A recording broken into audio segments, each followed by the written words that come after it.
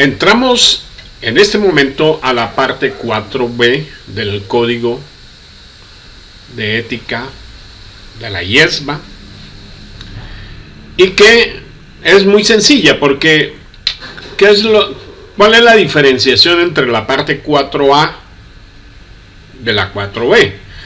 Sencillamente el objeto, la materia objeto.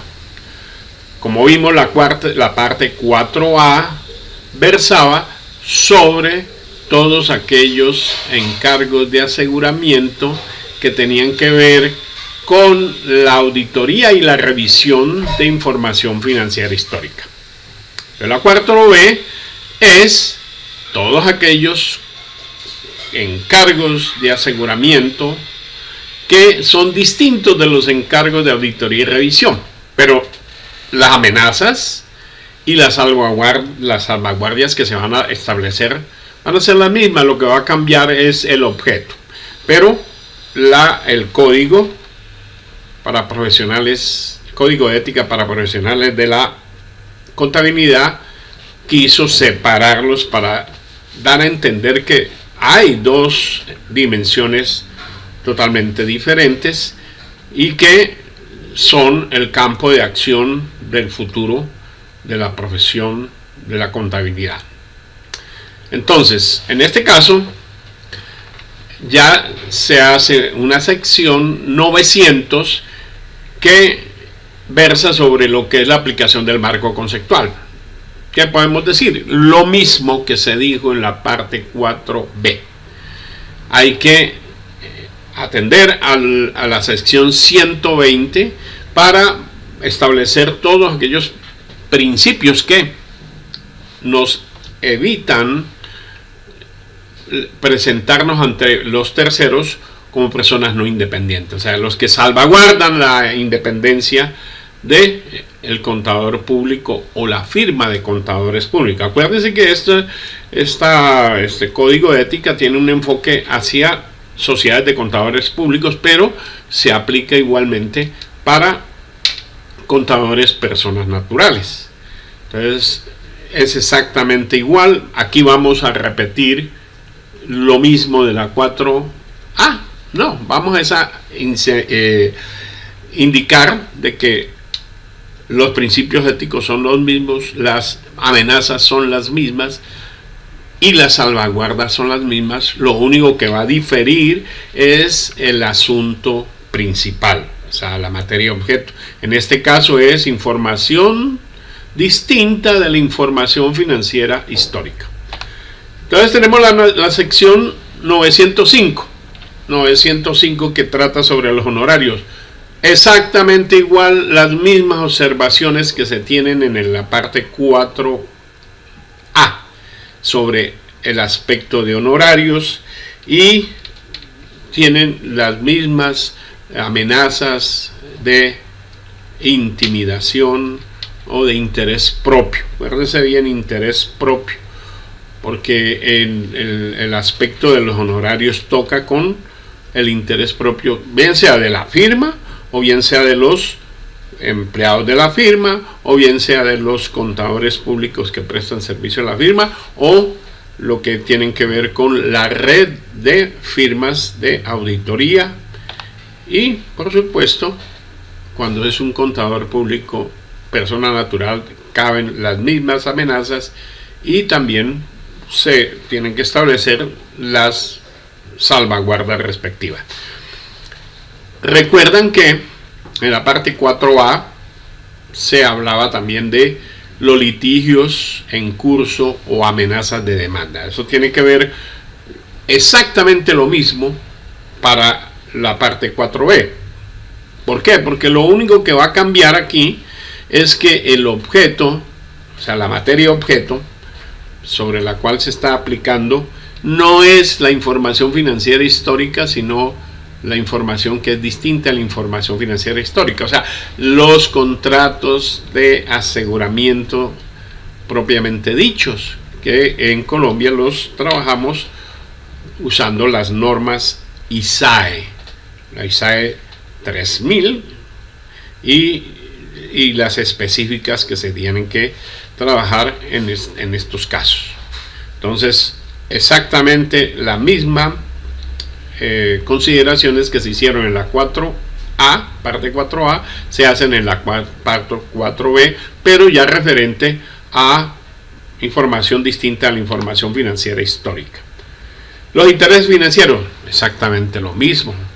No va a cambiar las amenazas de intimidación, las amenazas de interés propio, cuando se trabaja en asuntos que tengan que ver con información distinta a la información financiera histórica. La sección 911, que tiene que ver con préstamos y garantías, también es exactamente igual. El contador público o la firma de contadores públicos o los empleados de la firma o de lo que tenga que ver cuando se trabaja con redes de contadores, de auditores o de sociedades de contadores, se tiene que tener mucho cuidado en esas amenazas que existen si, por ejemplo, la empresa que está siendo objeto del aseguramiento de la información sobre información distinta de la información financiera histórica es, por ejemplo, un banco. El banco le puede prestar a los socios o a los empleados o a los auditores, y eso puede llegar a generar amenazas de interés propio. Pero acuérdense bien que aquí tiene que jugar mucho lo que tiene que ver con la materialidad de ese préstamo o el hecho de servir de garante sobre obligaciones que tienen los socios o los auditores.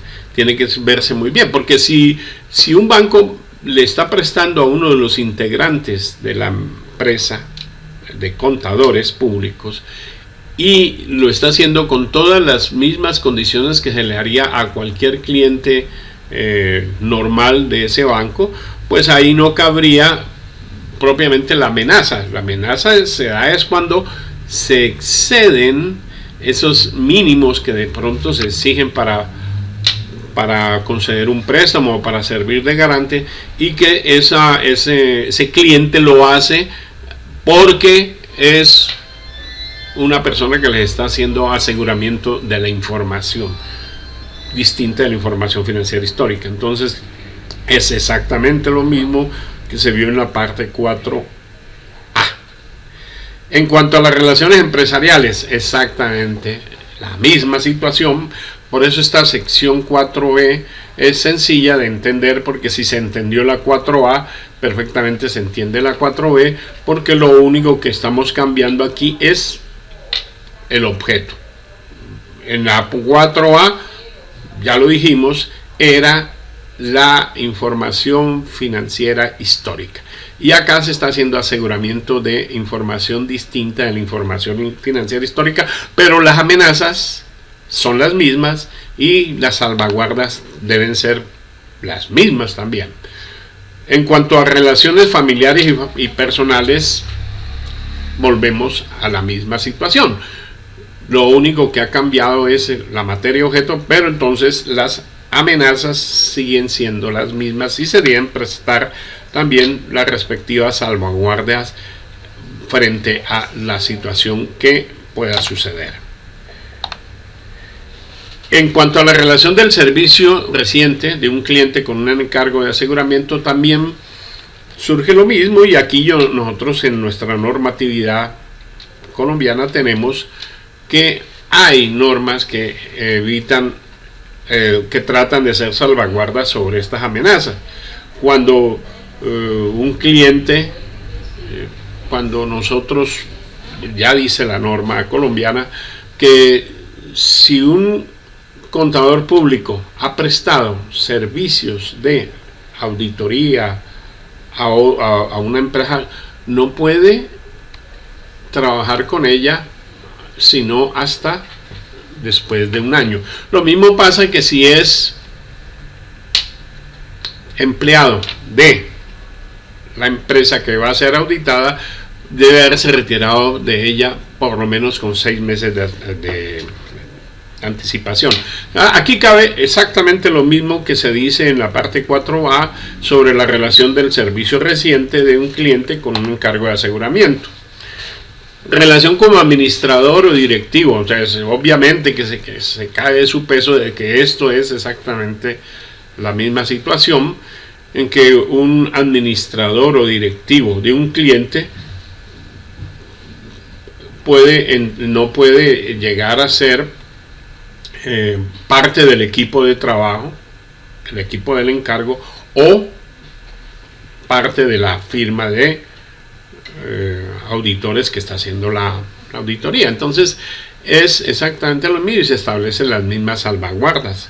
Lo mismo que sucede al contrario. Entonces ya nuestra legislación contempla ese tipo de salvaguardas. Relación de un empleo con un cliente de un encargo de aseguramiento también está contemplado en la parte 4A y lo único que estamos hablando aquí es de que ya no se está haciendo un encargo o contrato de auditoría o un contrato de revisión, sino que es un contrato de aseguramiento de información financiera distinta a la información financiera histórica. Entonces, todo lo que se dijo o se establece por el Código de Ética en la parte 4A se aplica en esta sección 924. La 940, la sección 940 tiene las mismas condiciones que se visualizaron o que el código visualiza en la parte 4A. Cuando se tiene un contrato recurrente de aseguramiento de información distinta de la información financiera histórica en una forma muy prolongada, mucho tiempo, etcétera, etcétera, se cae en lo que se llama familiaridad, que es una de las críticas que se le hace a la revisoría fiscal. Personalmente yo la hago, de que el hecho de que un revisor fiscal pueda ser reelegido indefinidamente causa esa amenaza de familiaridad. Por lo tanto, las salvaguardas son las mismas. Aquí estamos hablando de contratos o encargos de aseguramiento de información distinta a la información financiera histórica. Entonces, lo que se sugiere como una salvaguarda es la rotación, que no sea siempre el mismo socio del encargo que haga el trabajo para esa misma empresa. Eso es rotarlo para evitar ese tipo de amenaza que es muy, muy real, que es la familiaridad. La 950, sesión 950, es cuando se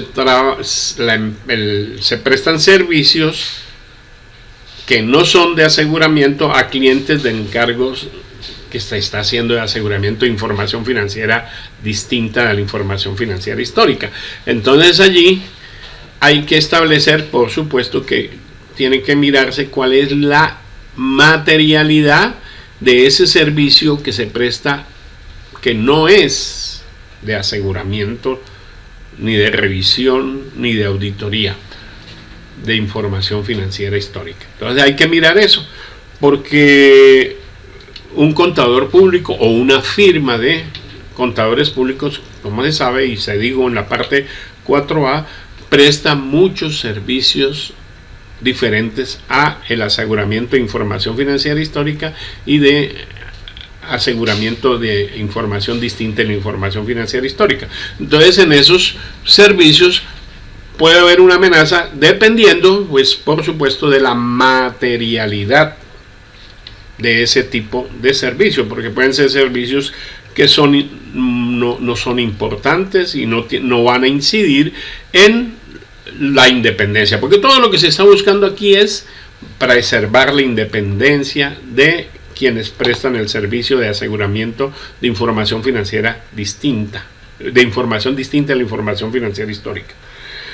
También en la parte 4A se establecía esos informes que tienen una circulación restringida para lo que era auditoría o para lo que era revisión de información financiera histórica. En este caso es lo mismo, pero enfocado hacia los contratos que son distintos de información financiera histórica. Se establecen las mismas amenazas y las mismas